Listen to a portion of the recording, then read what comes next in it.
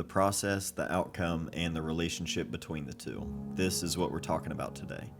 The outcome you want can dictate the process you use to get there, but you let the process take priority, and that will influence the outcome you get, and maybe an outcome you couldn't have planned for.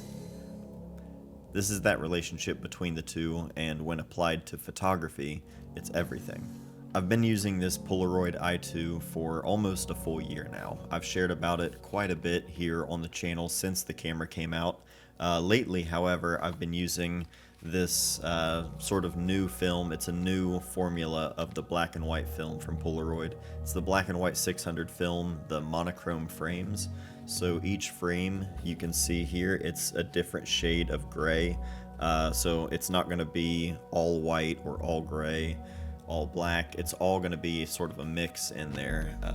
It'd be better if I just show you rather than try to tell you, but this gives you an idea of what the frames all kind of look like. I've been shooting a lot of it lately, and it's a really, really incredible film. Two things very near and dear to my heart: black and white photography and instant photography. After using the i2 for a year, Polaroid wanted to delve into my personal philosophy and photographic journey. I was presented the question, or just sort of the idea of the relationship between process and outcome. And as soon as I heard that and thought about it, that's just what I kept coming back to and kept thinking about. For me, with black and white photography or instant photography, the process itself completely dictates the outcome. Not just the format, but how it's used, how it makes me think while I'm out shooting. It just completely changes the outcome, and so there's a big shift there. So we'll take a look at both of these two forms of photography, black and white photography and instant photography, just for me specifically and how I use it, and we'll see how much the process itself shifts the outcome. The choice to photograph in black and white completely changes your outcome. You're removing color entirely. It's like removing an ingredient from a recipe. You're going to be making something completely different without that one key ingredient. But maybe if you remove one ingredient, you're making room for the other ingredients to shine a little bit more. The light, the composition, the moments, there's no color there to disrupt or distract from anything else. And for me, color can be too distracting, not just as the viewer, but also as the photographer. I think a lot of photographers, like moths to flames, you see a pretty color and immediately that's all you see, and you think, how can I use this in a photo in some way, because it captures your attention immediately. But when you remove the possibility of that, and you're not just, kind of tunnel vision on, the big, exciting, in-your-face kind of distracting things, eliminating the thought of color and all of these possible sort of distractions, just trying to visualize in black and white, I feel like there's been a calmness or just a quietness. Like it just quiets down my brain a little bit while I'm trying to just look and see things. And I feel like that's always helped me with photography. And I think that often not only kind of shifts what I'm drawn to shooting, I often look for stuff like that, just very calm and kind of quiet pictures or just scenes, but also how I try to kind of compose things at times. I'm looking for a way to just sort of make sure everything feels neat and like everything is laying exactly where it should be. But the new black and white 600, the new monochrome frames film, this new emulsion is amazing. The dynamic range, the sharpness, I've been using this in a lot more scenarios than I think I would have with previous batches, just because I'm able to kind of trust knowing that where the exposure is, especially with the i2, I've just been able to shoot it a lot more confidently in different scenarios. As early as I got into photography at the age of 13, instant photography and Polaroid film, Polaroid cameras, it was still very much a regular, everyday kind of thing. It was still a common thing that you saw people using just in their day-to-day life, not only, photography enthusiasts or photographers. When you're a kid, then or now, just experiencing instant film, especially for the first time, just seeing the photo develop and sort of come to life in front of you, it just feels like magic. So when I got into photography at that age, it just felt like a no-brainer. Like, why wouldn't I want to use that process in some way because of just how fun it is? I've always enjoyed using a lot of different formats. It's not just instant film. I use 35mm film, medium format film. I use digital cameras. All of these different processes, they all have their own sort of place and their own strengths, just like instant film does. But instant film isn't really as interchangeable as those other formats. If you're trying to decide, do I want to use 35mm or medium format? Do I want to use film or digital? All of these kind of choices that you can make, generally the output or the end result, it's all kind of going towards the same thing. That in itself is one of a kind, but just the process itself, it's just unlike any other process. It's not better or less than, it's just its own thing. Another immediate effect to the outcome, choosing instant film, choosing to make a Polaroid picture, you're immediately placing any possible outcome all within inside this one individual frame. That's always been one of the most fascinating and just one of the things I've enjoyed about using instant film so much is that these are truly unique, one-of-one items that physically exist with you. There's no duplicates, there's no redoing it, it is what it is. Since I was in high school in the mid-2000s, I've been making Polaroid pictures of just everything from my friends and my family and everything I've seen, and there's something about that has always stuck with me, where all of these little pictures, the moments of all of these different things throughout my life, all of the prints that I'm holding in my hand and looking through, all of these were there with me when whatever it was I was making a picture of, when all of that was taking place. This was in my hand that moment, probably went in my pocket. It was probably passed around with whoever I was sharing that, particular moment or memory with. But there's something about that of like collecting these little sort of souvenirs of your life and just little everyday moments.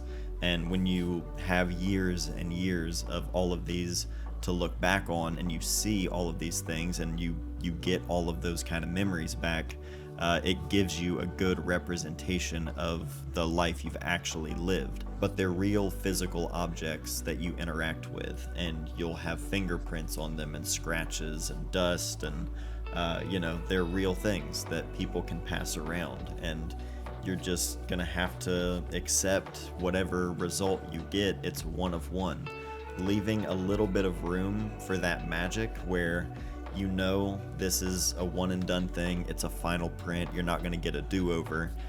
There's something about that that's always been exciting, and you just sort of embrace whatever it is you come up with. The second you take a Polaroid photo and you cut it open and you start doing something like an emulsion lift or any of these alternative kind of approaches or uses for the Polaroid photo, you are immediately changing its, finished state. It's no longer that single image in a Polaroid frame. So now you not only, don't have the photo that you originally started with, but you don't know what you're going to end up with. And the idea of embracing imperfections, I think, applies more to Polaroid photography or instant photography than I think really any other medium.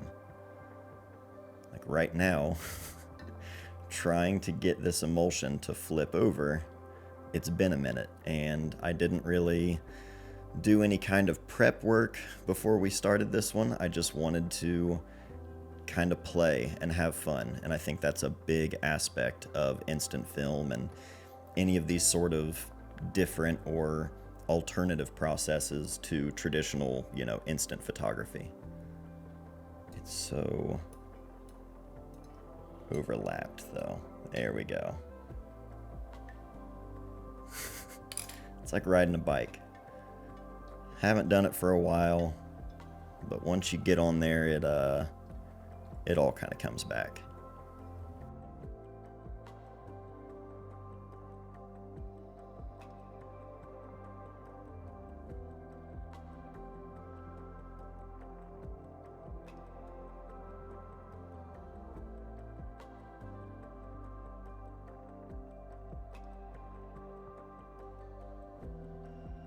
I don't know if it's really a matter of embracing the imperfections. or just not expecting perfection, like just not having that goal in mind. It sounds kind of, counterintuitive. You want to do your best, make your best work, all of that, but at times, even just making mistakes and just getting your hands dirty, experimenting, and having fun with stuff like this, creating any little defects in the emulsion lift and kind of playing with it and not trying to get everything perfectly symmetrical. That imperfect and, one of one kind of thing, that's what draws me to all of it. I think years of shooting instant film and using Polaroid cameras as just part of my photography practice overall, it's led me to experiment more with other processes in photography and not necessarily get as caught up chasing perfection. Whether it's portraits of friends or family, or light that catches my eye, or a landscape, anything that I get excited about where I immediately think I need to grab my camera, if I'm choosing instant film, choosing it for the process and that one-of-one kind of experience, that to me keeps me engaged and curious and excited. Especially with the i2, I've used many different SX70 or 600 or I-type style cameras. Out of them all, the i2 has just been a step above all of it in every way for me. I'll always love the SX70, but since this camera came out, it's the only instant camera I've used. The best image quality in a Polaroid camera, but also having all of the flexibility and the manual control, the reliability and the autofocus and how fast it is with the LiDAR system, especially with my kids, that's been insanely helpful. Being able to just trust the meter, knowing that what the meter is seeing, I can rely off of that and I can use that manually, or just using the exposure compensation and just trusting the automatic exposure. This thing has just been amazing. Me personally, I think no matter what the process is, if it keeps you engaged and curious and excited, the way that stuff like instant film makes me excited about photography, the same way it does when I first got into it and really started to just fall in love with it.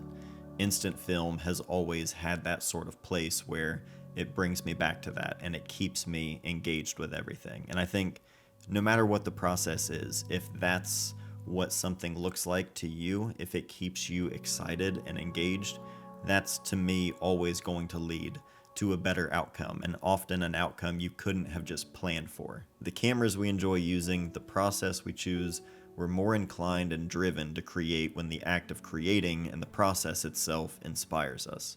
With instant film and the process being so unique, at least to me, with everything being truly original and one of one, it just makes it exciting for me in a way that no other form of photography does.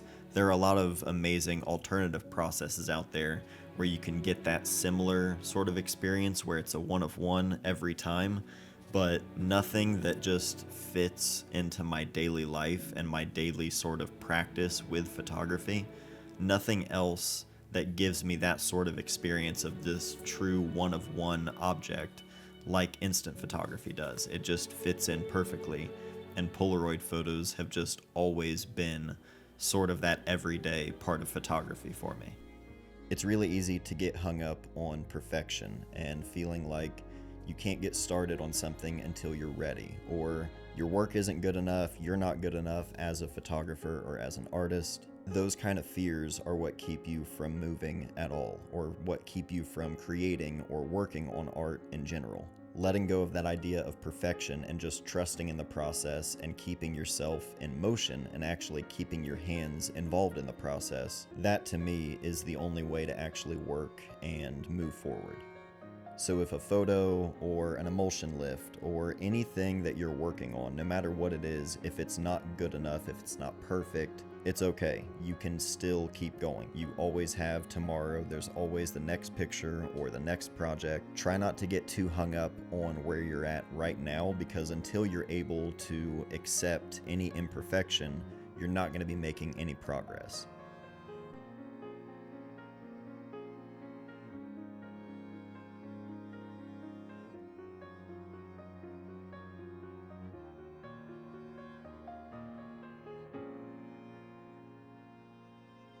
But what does this relationship of process and outcome, what does that look like to you?